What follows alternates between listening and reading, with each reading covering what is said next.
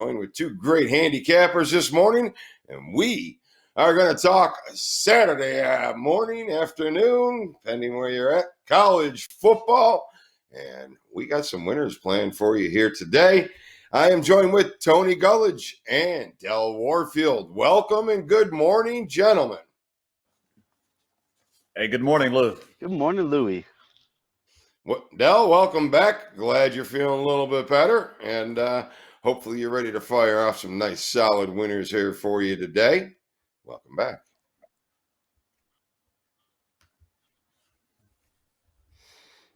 Okay, let's get right down to it, gentlemen. We got a game on the schedule, and let's talked about it a little bit earlier this week with Paul Bovey, one of our weekly handicappers, and he gave us a little play here with Liberty. Now, Liberty opens up at a pick'em. The game steams to -3. Total opens 56.5 and gets a little steam to the under, down to 53.5. So, Tony, get us started this morning. Get us kicking with a nice solid tidbits on Syracuse and Liberty. Oh, you got the Liberty Flames, perfect 4-0, 3-0 against the spread. One of their games, the win against North Alabama, had no line on it. They're coming to face Syracuse on the road. Syracuse 1-3, 2-2 against the spread. My note on the positive for Syracuse, their win did come at home, 37-20 against Georgia Tech. However, last week at home, they couldn't benefit from a lot of Duke turnovers, and they lost the game. For me, this is a trap spot for Liberty. They're stepping up in competition. They're going on the road against the ACC team. The three-point line doesn't really scare me per se, but what I do like against Liberty here actually is what I said, the road spot against a Power 5 team. They played last year. Syracuse dominated them, I believe, 24-0, 29-0, something like that. Just a total domination last year from Syracuse in this spot. I just feel from a handicapping point of view, this is definitely a trap spot in my mind for Liberty. I'm going to take the home underdog and play Syracuse. This is among my action card, not my upper echelon of plays today, but definitely a game to put some action on early. Syracuse for me here. All right, Tony, going against the move, going against Mr. Bovey, looking for a little bit of a home dog here with Syracuse. Del, what do you have to say about this? Do you agree? You disagree? Can you be a deciding factor? Not really. So I don't really like this game either. I mean, to kind of touch on the points that Tony made, the records are going to be a little bit off-putting, right? You got Liberty versus, not really great competition versus a Power 5 team like Syracuse going against some really good teams. This is a really tough one to actually pick a side on. I initially leaned Liberty because they were a favorite going against such a Power 5 team at Syracuse. Syracuse is having a really good year. But I can't pull the trigger here. I initially leaned Liberty, but Tony makes some good points, so I don't want to touch any part of this. So back to you. All right. I personally have a little love for Liberty here in this scenario. A little bit late on the move. We talked about it, I believe, on Wednesday. So I just Liberty's pretty much since they've been into the FBS the last 5 years, they've really played these powerhouse teams fairly well, but usually they're in the big underdog role.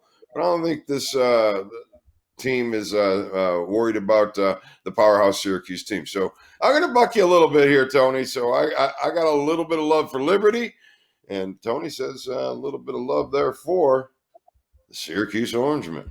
All right, let's get to the next game on the schedule in college football, and that will be the North Carolina Tar Heels, and they are at the Florida State Seminoles. Tar Heels -13.5 and 64. Now, if you've been following the show a little bit, I'm definitely looking to fade the Seminoles here. Now, this game opened up 8.5, so now fading the Seminoles, probably a little bit too late, all the way up to the 13.5 on the automatic fade scenario. Total went from 62.5 to 64. So let's see, Del, do you have anything? North Carolina Florida State.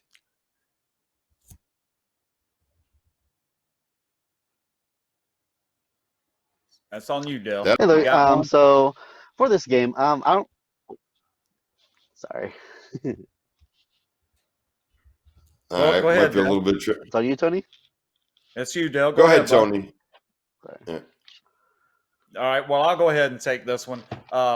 Go ahead, Tony. I didn't mention on the first game, Syracuse has forced 13 turnovers in the last 3 games. That's I kind of like that. I just wanted to throw that. I didn't put it in there, but another reason I like Syracuse is they force a lot of turnovers. Let's get right to this game. Mac Brown going to Tallahassee.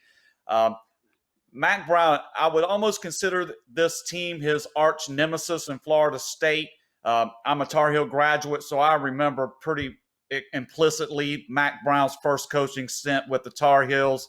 I really can't call them an arch nemesis because Mac Brown never could do anything with this Florida State team. I literally believe Florida State is the reason he left North Carolina initially to go to Texas. Mac Brown against Florida State is 0-9. He has never beaten this team. Even when the Tar Heels were among the national elite, they were a top 5 team. They had a chance at home against Florida State in 1997, and Florida State came in and dealt them a 20-3 loss, devastating. I don't think Mac Brown has ever really gotten over it. So, I mean, I'm looking at a 13.5-point spread. Notre Dame pretty much put the clamps on Florida State 42-26, but Florida State did show something finally. They did cover that number against Notre Dame. I thought their offense at least showed some signs, some semblance of being able to get the things together. The Tar Heels, for me, they move the ball at will. That defense, man, at least something to be desired. Even last week, we were on the Tar Heels, remember, -3 against Virginia Tech. But what really bothered me was the 45 points the defense surrendered. This is a spot where Carolina has to be careful. I know Mac Brown wants to exercise these demons, but this is a team that has been in his crawl forever. And I don't like this spot for North Carolina. I think it's dangerous. I think they'll be happy just getting a win. Give me the Florida State and the 13.5 points here. I think the underdog is the way to play this one. Well, I have to agree. It's the plug your nose kind of game because this is kind of a tough spot for North Carolina. On top of it, they just finally cracked into the top 25. So how are they going to respond to that? Is that going to parlay into being able to get the nemesis off their back? So, yeah, but I really would have a tough time back in Florida State, as you know, all season long. It's not easy. It's not easy. No. Got to definitely plug your nose there. So, all right. So I'm not sure if we got Dell back or not. Seems like we had some technical issues. We will go on to the next game with Duke, and they are at NC State. I touched on this game a little bit on Wednesday, and that Duke the game opened up 4.5, total 62.5, still a 4, and the total is now down to 58.5. You know I'm a favorite for playing a Duke game over. And do you have anything on this one, Tony? Yeah, I like this setup. I like the way this has gone. NC State coming off back-to-back road win, upset, straight up wins as an underdog. You get Duke coming in off their first win of the season. Duke has been atrocious at taking care of the football. They're literally just fumbling it, getting picked off. Last week, they finally got their win 34-20 against Syracuse, but they had three fumbles and an interception, 4 turnovers against none for Syracuse. Only the ineptitude of Syracuse, the way they played last week, got Duke the win. Duke has been in this spot before. NC State, like I said, I'm going to play the momentum of them just being the right team at the right time here. Line's not that much. Almost smells like it could be a trap, but I'm not going to bite on this. This is the first time NC State has been favored this year.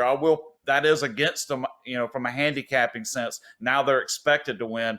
But I think they got the right spot against the right team. Duke doesn't really show me anything competitive-wise. They just make too many mistakes. And NC State shown the last 2 weeks they're competent offensively, scrappy defensively. And I think at home they just take this nice 10-point win here for NC State.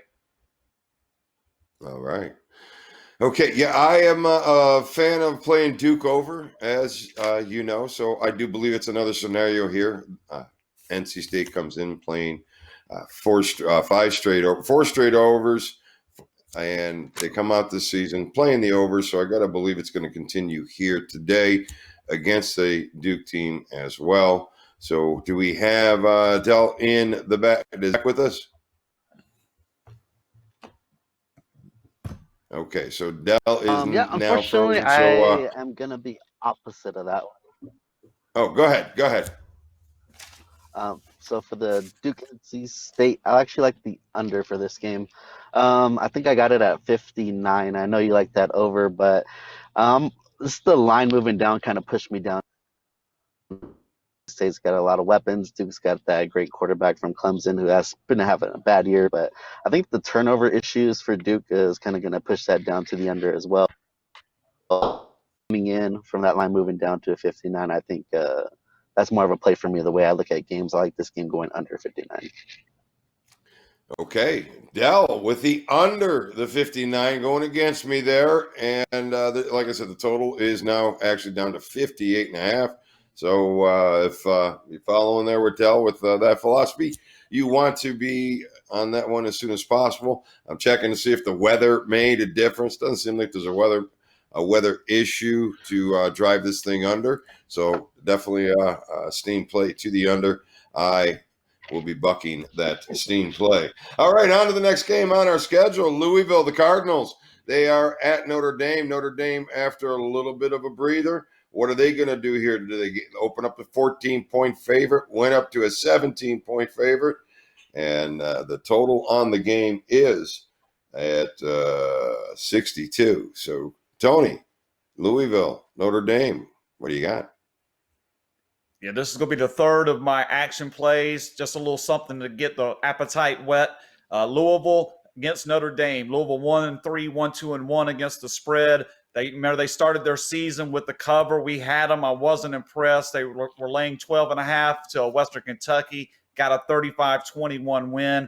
Since then, it's been problems and issues. A lot of it defensively. A lot of it they've been shooting themselves in the foot. So you got issues with Louisville. Notre Dame, perfect 3-0, but they're only 1-2 against the spread. Their cover came against non-conference foes, South Florida, in the one non-conference game that they will get to play. Both their ACC contests, they have failed to cover the number. They're laying a 17-point line here. Again, just hard for me to pick a spot for Notre Dame to competently cover these numbers over and over again. They're only 1-2, 0-2 against the ACC. Louisville has looked poor enough, but they're scoring points. Again, I see this as a scenario where Notre Dame can take an easy win, but come nowhere near this cover. Look for something in the 40 to 30 range, that type of score. So I'm going to take Louisville in the 17 points and just ride them home, expecting about the same thing I've been seeing from Notre Dame. Solid. Their defense has not been what they were hyped to be. That's for damn sure. Offensively, they don't look bad, but coming into the season, their defense was expected to be strong, and I just haven't seen it so far. Give me the 17 points. Okay. All right. Thank you very much, Tony. Dell is still frozen, so we'll my thoughts on the game real quick is potentially in line with you, Tony. Tough to lay them points, especially when you're behind the move. It went up to 17, but now it's actually back down to 16 and a half. So, but I think the over may be a scenario here because mainly because Louisville gives up.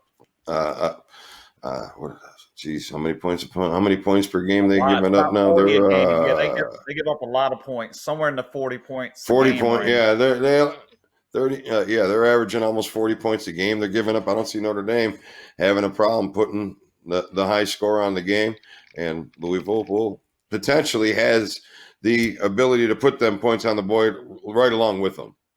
So, all right. So a little bit over for me, a little bit of the dog with Louisville for Tony G. And our next game on the schedule will be Virginia minus the 2. They are at Wake Forest. The total is 59. And Tony, fire away. Virginia, Wake Forest. Yeah, you got Virginia, Wake Forest here. Both teams 1-2, both teams 2-1 against the spread. I noted that Virginia had a look like they might be a decent team, but shit the bed last week. Poor effort, 38-21 loss to NC State as a 7-point favorite. We were on that. We gave that pick out here last week, NC State. Wake Forest has just not done very well. 1-2, as I mentioned, the one win against Campbell, which putting a line on that was kind of sketchy. They were 34-point favorites in that game and won something like 66-10. I know they did cover the number. For me, this is a great bounce back spot for Virginia. The way they looked last week, it's a low spread here. It's almost seems too good to be true, but I like the way this angles in. Wake Forest, not that good a team, haven't performed well, and not covered either spread against the ACC teams they have played. And I think Virginia basically just bullies them here. Give me Virginia today. All right. I feel like this is another one that has to be a plug your nose kind of game, as Virginia has not covered the last 5 times versus Wake Forest. So but I really don't have much to offer in this game. Usually I'm looking for Virginia to play to bet that game over. Wake Forest doesn't give me the confidence to play that to the over. I think we may have Dell back. Dell, Virginia and Wake Forest, if you're back, give us a nod on that play.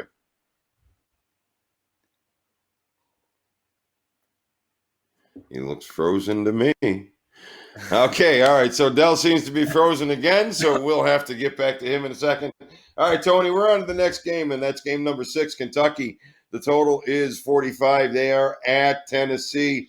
Tennessee is -6.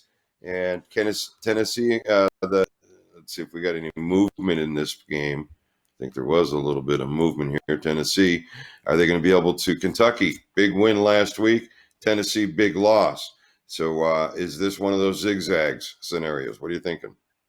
Yeah, this is right in my handicapping toolbox. The SEC is actually one of the conference my reads have been pretty more consistent with in this conference. So these are the games today. We're getting into the chunk where I actually like these plays a little more. So keep that in mind here. Kentucky 1-2 straight up and against the spread. Noted that when their only road game this year, they played at Auburn, lost 29-13. Similar scenario. Tennessee 2-1 straight up and against the spread. Devastating loss last week on the road at Georgia. They held a 20-17-point lead before that curse of Kirby Smart kicked in. And Georgia's defense literally won that game in the second half. They had Garantino guaranteed to run for his life in that second half. The guy literally, every time he got hit from the defensive front, the ball was coming loose. Vicious Georgia defense in that game. Tennessee ran 28 rushing attempts for -1 yards. So Tennessee literally ran for less than 0 yards in a full game last week against Georgia. Expect their offense to come back this week. Here's the deal with Kentucky. I don't see them offensively being able to match what they're going to get from Tennessee today. Love this spot for the bounce back. Think Kentucky is going to be a little bit over their heads. I love the fact that they got a 24-2 domination of the crazy mad scientist Mike Leach last week. Leach got a taste of what SEC football is last week. They really punched him in the mouth hard. So come back to this week. The play here for me is Tennessee laying the points against Kentucky. Really like this one. I'm aligned with you on the same thing. Looking for the rebound, big loss versus big win. And Wildcats are not very successful. They are 1-7 versus Tennessee, 1-5 at Tennessee. So I will tend to agree with you here. I look for the Tennessee rebound here today in this matchup. All right, next game on the schedule features the Auburn Tigers, and they are at the South Carolina Gamecocks. And now this game opens up at -3, pretty solid 3 still, so not much movement there. The total 50 and steams to the over up to 53.5. So Auburn and South Carolina. Tony, you have any opinion here on this one? Sure, I always got an opinion for you, Luke. Just mentioned last game, last time Kentucky won at Knoxville Ronald Reagan was president. So it's been a minute since they've gotten a win there. And speaking of that, when we come here to Auburn and South Carolina, the last time South Carolina beat Auburn was 1933. So a little older than even me. I'm not a spring chicken anymore, but it's been a long time. Auburn here, 2-1, straight up 1-2 against the spread. They got their ass kicked by Georgia 2 weeks ago. I expected a better effort from them last week, but they caught Arkansas playing well. Auburn didn't really play well, but they were able to get down there and win the game straight up at the end. So it kept some of that positive flow going, and they did get the bounce back win off to Georgia, but they weren't impressive. South Carolina, the Tennessee, Florida, didn't win, didn't cover against Tennessee, hung in the number against Florida, and I believe I had South Carolina against Florida in that game, very close to the number. They snuck right under it. And then they go play Vanderbilt, a team that's definitely off. They ground them up, got some turnovers, kind of a wet field. So South Carolina's coming off by far their best performance of the year against the weakest team, I believe, in the SEC and Vanderbilt. I like the setup here for Auburn. Muschamp, the coach for South Carolina, he is 2-14 against ranked opponents. I mean, good Lord, is this guy? I don't like him anyway. For a guy that's supposed to be an offensive genius, his teams always seem to sputter and stutter in the key games against better teams. And that 2-14 record against ranked opponents, definitely, I didn't realize it was that bad. I actually went and looked and found that, and yeah, that makes sense because they always shit the bed with Muschamp against better teams. Auburn minus a field goal, not that much to lay. Like the spot here for a better team to beat a team that they've handled, haven't lost to them in 80 years. So that's for me, Auburn in this game. All right, Tony, on a roll here right now. Good information, Tony, and you're selling me today. So why don't listen, introduce yourself a little bit to anybody that's a new viewer here right now, or the old viewers, and how they can get a hold of you and get this information all week long from you, because you're a little bit of an encyclopedia about all these games. I know you got some pretty in-depth memory. We have a lot of that in common, where a lot of these games you remember for the last 30 years. And so you kind of seen this movie before. I like to use that as a little line. I've seen this movie before. It's probably going to happen again here today. So that being said, Tony, please let everybody know how they can get a hold of you and how they can make a little bit of money with you long term. Yeah, for me, it's the watching of the games. I'm one of the old school style handicappers. I like to use a pen, a paper, a calculator. I like to write things down. I have one of those memories where if I physically write something down, I remember it. I'm able to recall games, recall situations, what happened.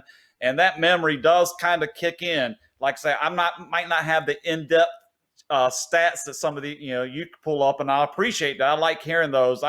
I go more by my feel and what I remember seeing than actual trends, but it does help. I'm the greatwhitecapper.com. You can see it right behind me on my screen here. Always can get a hold of me there. I have a contact form. Email me, get a hold of me. Tony Gullidge on Twitter, Tony Gullidge on Facebook, and I also have the Great White Capper group on Facebook. Always glad to talk to anybody about what they're looking for in sports gambling. Are you just looking to have some entertainment? Are you looking to become a long-term type player? I like to call it viability. I look to keep people viable. I'm not trying to get you rich quick, but what I am trying to do is teach you how to be a better gambler, so at the end of the day, you know what you're doing when you step to the window. You're not making the play out of fear, but you're making the play out of knowledge. Most people I've helped come to me when they just can't hit the plays they need to hit. They'll fall behind, they'll double down, they get in a hole, and they'll come to me needing one big winner to bail them out. I hate being put in that situation, but so over the years, I've built up clients that trust me, and I just hope maybe people watching this, if you're having issues and need some help, come give me a call, and I'll do the best I can to get you straightened out and get some winners. And I appreciate this opportunity, Lou. And I appreciate all the hard work you guys do on this show. And I look forward to keep coming for as long as you'll have me here. Looking forward to keeping you here, Tony. You provide some great information, and hopefully the viewers will take advantage of that information and help themselves. There. So thank you very much. So now, before we get into our last game of the day and the most interesting play of the day, I got to give you my little spiel here right now. I have an NFL teaser tomorrow. My NFL teaser of the month. I'm putting a label on it because I'm pretty high about it. It's a 4-team teaser, and they are totals in the NFL. Pretty. I really feel I got this thing nailed. Pay you about 2-1 on this. So make some money with this. All you got to do is text free winner to 90210 or give me a call at the number there below, 877-711-WINS or 711-9467. And the reason I got the phone number on there, because if you have T-Mobile, you cannot use this service on the T-Mobile and the texting. So, but if you have anything but T-Mobile, you should be able to get that teaser right away, no questions asked. So help yourself and make a little bit of money, which leads me to telling you tomorrow, 7 a.m., the same time, same bad channel, same bad stations, YouTube, Louis Diamond, bettercenter.com or bettercenter.com on Facebook. We'll get you our information as soon as we can get it to you and get you some winners here. Keep you making some money. And we've been doing a pretty good job on that. So we're going to grab an editor here to really kind of recap a lot of the stuff that we've been doing, show some people what they've missed. They've missed some good, solid winners. And hopefully that will continue here for you. And not only that, you've definitely missed some great, solid information as you've seen Tony put out there today. You see the guys put out throughout the week. So out here working hard to get you going and make you a nice little sports gambler. All right, let's get into our last game of the day. It's the doozy. It's the big one. It's not going to be a snoozy, is it? Georgia, Alabama. And Alabama opens up a 7-point favorite, but now 4.5. So Georgia getting the steam. The total, 56.5. Quite a big number for a Georgia game. Tony, take it away. All right, Lou. Marquee game of the day. Georgia, strong Georgia defense going in, trying to take down the mighty Tide in Tuscaloosa. This game, I have to think this spread has something to do with Nick Saban testing positive for COVID. Now I'm pretty much feel like it was a false positive. If he actually tests positive this morning, which I was looking, still no word. It's likely he may be on the sideline tonight coaching this team. You got Georgia 3-0, 2-1 against the spread. The game they didn't cover, their failure to cover happened on the road. First game, laying 28 points, won by 27 at Arkansas. Both games at home, they look dominant. Okay, so think of this as a situational team. Didn't cover on the road, dominated at home. Alabama 3-0, 1-2 against the spread. Their two failures to cover were both on the road. 38-19 as a 28-point favorite against Ole Miss. And remember in that game, Alabama crushed them. And it was the garbage fourth quarter where the scrubs were in, where Missouri snuck under the number. A&M, they crushed 52-24 at home. And then last week, that defense last week giving up 48 points. I don't think I've ever seen that from a Nick Saban Alabama team. So that's why I almost feel like they were looking ahead to this game. Georgia's defense, when I mentioned that the dominance in the 3 games they've played, they have allowed a total of 115 yards rushing, not average, total for 3 games, less than 40 yards a game on the ground they're giving up. Like I said, Georgia, failure to cover on the road. Alabama, cover at home. This game has been marked down. Here's where I think this game is going to come down to. Can Georgia's offense do their job against Alabama's defense? If you look at the Georgia games, their offense struggles in the red zone. They use their defense as a catalyst to set up field position. Now, for Alabama offensively, they've been a machine, dude. When they've got the starters in the offensive line, they can run, they can pass. Nobody has come close to slowing this team down. I think that's going to be the question here. My answer is that Alabama is going to be able to move the ball much easier than Georgia. Even look for them to go over the top. when you can't run the ball at all, like Georgia's giving up no running yards, you go over the top, try to open up the running game. So you go pass, then run. Expect that from Saban here. This game has been marked. Last week, poor defensive effort from Alabama. Expect much better results from them. Game flow, it's hard to really peg a total here. I'm thinking something in the 27-20 range, maybe, so that's 47. I see 56. So I'm probably more leaning to the under here, but the play for me is going to be on Alabama. Forrest Gump will cheer, and Alabama gets the beer.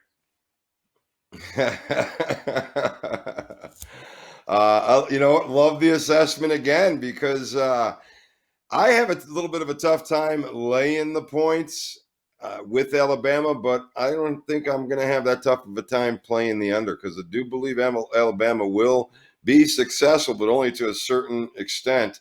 And Georgia's offense, they'll be only successful to a certain extent. So I like your number. I think it's pretty close. The number did go up. The total, or the line, went back up to 5.5. Right now, 6, as the news is breaking about the word that Saban might be coaching. I think that put the number down, and the fact that he probably will be there tonight. So literally, the lines maker about a 2.5 point difference just on the coach being on the field. I think they were prepared to have literally a Zoom set up on the sideline. Saban was, trust me, he was not going to just sit by and watch this game on TV. They were definitely already, from what I understood, they were developing some unusual setup to where he can directly communicate to the coach that's on the field to tell him what to do. So, but he actually might be able to coach. I think that's going to inspire the team. Expect a big effort from Alabama tonight. I just got a feeling that's what you're going to see here. All right. Good call. Well, hopefully it'll be a good call. So why don't you give everybody else an interesting call here, Tony? What's your most interesting play of the day? Well, I gave out my full card, but let's see what we can put together for one of our little parlays that we like to do. We got the 3-teamer, my top 3 picks that I like. Let's just put them on the money line, get rid of the points, go Tennessee, Auburn, Alabama, 3-team money line. I'm guessing that's going to get you about 3-1, so plus 300 on a 3-teamer. Yeah, Tennessee, Auburn, Alabama, money line, 3-team parlay. That's what you get from me as my most interesting play of the day. All right. Thank you very much, Tony. I'm going to leave you with a little interesting play that we haven't talked about here today, but talked about it a couple days ago on the show, and that is Mississippi State and Texas A&M. I believe this is a nice opportunity for the home dog to bounce back very strong, and this get the Mississippi State plus the 5 today versus Texas A&M as my most interesting play of the day. And don't forget, my NFL teaser of the month goes tomorrow. You can get it right now. It's on automated text reply. Just text free winner to 90210. You'll get the play absolutely free, no questions asked. Nice solid winner, 2-1 shot, 4-team, 6-point teaser, all totals in the NFL. Text free winner to 90210 or call 877-711-WINS. All right, for Tony Gullidge, this is Louis Diamond, and you have been watching Bettor Center Live. Join us here tomorrow morning with the full slate of the NFL. Hopefully, Dell won't have the technical issues. He'll be joining us tomorrow with all the NFL information that you need to get yourself ahead of the game. Thank you very much for watching Bettor Center Live.